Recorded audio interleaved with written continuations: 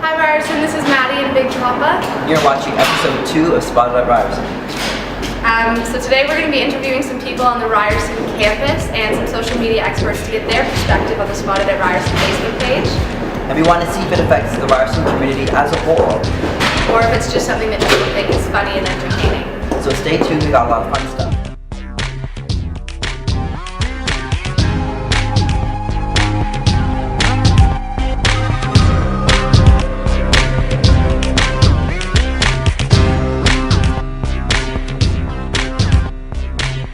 I do know about the Spotted at Ryerson Facebook page. Okay. What do you know about it?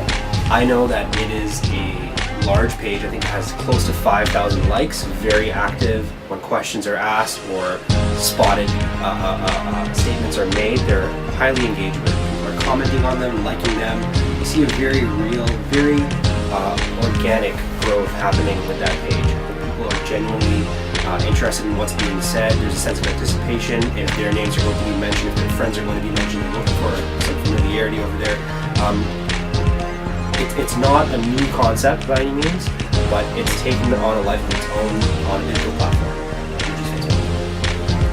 Well, I've seen on the news media how it's live that people like certain statuses. So I saw it actually the other day and wondered what it was. And then I saw that people were like, this entire row there.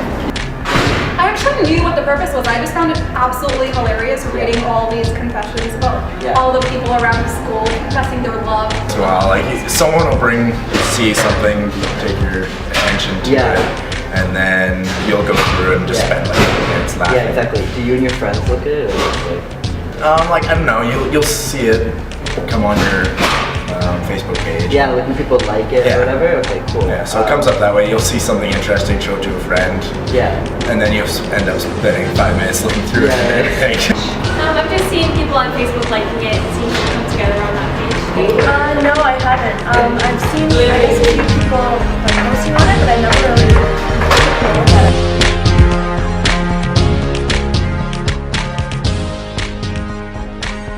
In some ways, it's sort of nice to know how like creepy people can be. I think it's cool to get people's attention. Yeah. It allows people to be less shy. Yeah.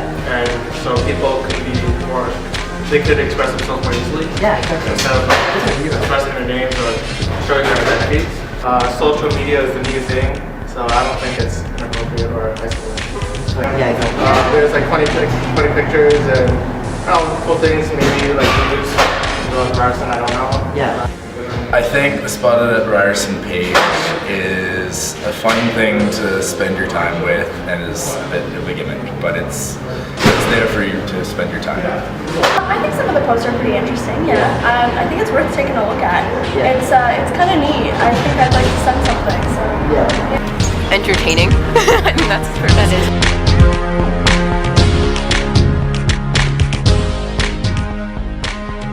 Has potential to build community. I think that Ryerson is such a widespread community of people because it's such a diverse school that something like this can really bring people together, and I think it really connects people in a way that they really wouldn't have thought of. I think it does that. I think it's sort of more like an anonymous thing, and I think that's why people get so weird about it. Because when you comment, you think that you're just as anonymous as the person. So I think it's interesting. I don't think it brings people together. I think it's just a pretty good example of what our community is like. Also sometimes shows the worst part of us. I think Spotted at Ryerson isn't Ryerson at its prime, more or less. More times than not, it's like Ryerson when it's just shitty and like people just keep playing like, that person's hot, oh my god. Yeah, they're so hot, and it's like, guys, like do something better with your time. It brings people together in a closer community because everyone's on this one page and sharing posts and comments and such, and allowing the administrator to actually look through the posts and see which ones, I guess, are okay to post onto a page. Like nothing offensive or anything like that. I think that, I don't know, people, and I don't know, if you're shy, really kind of give you a platform to really express yourself on as well. Get your voice in there.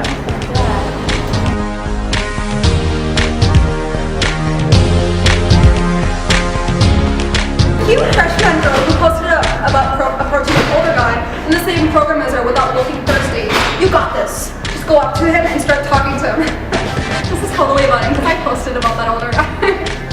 I And I did post her. I actually went up there and started talking to them. Did you actually post on Yeah? Yeah, I have a date next week. Really? Yeah, the same guy. Thanks to Spotted Ryerson? Just spotted at Ryerson.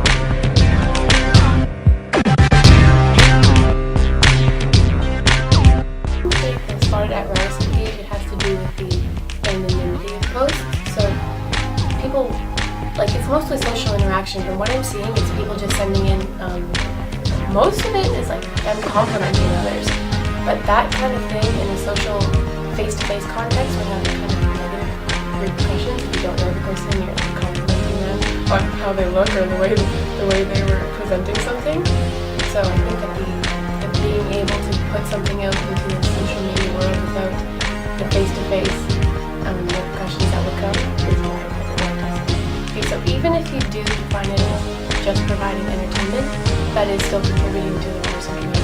It's just in an entertaining way, right? I think that the posts are usually directed at one particular person, right? You can see some that are broader, like where did the Believe guy go most recently?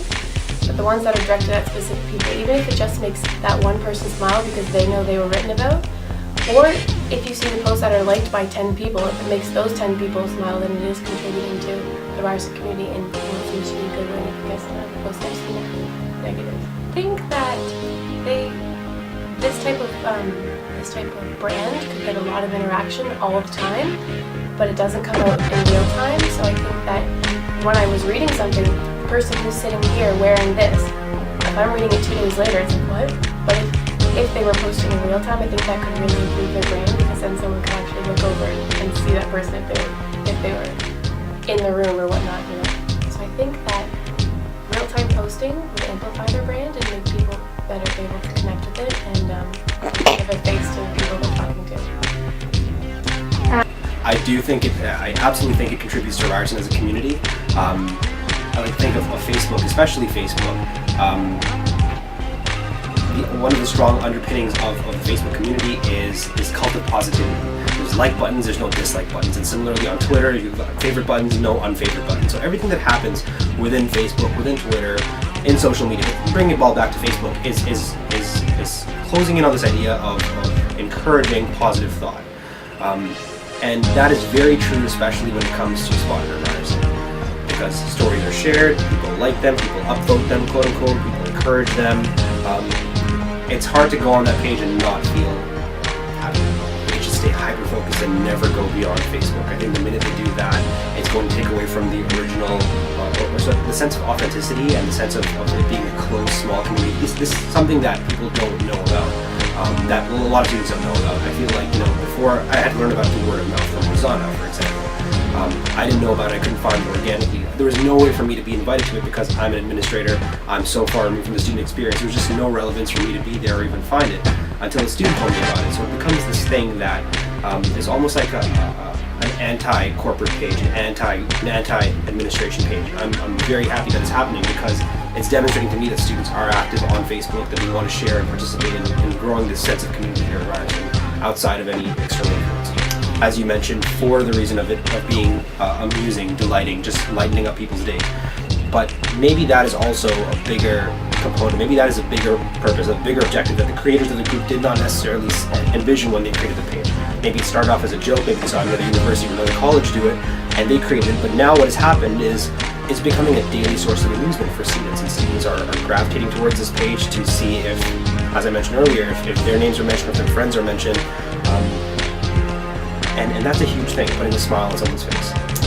Yeah, and they have to do a better job of being current, being relevant, and when I say that, just being more frequent with their posting. That's just my gut instinct. But part of me is also saying that the delay, the 4-day delay, or as you say it, is also contributing to the sense of anticipation.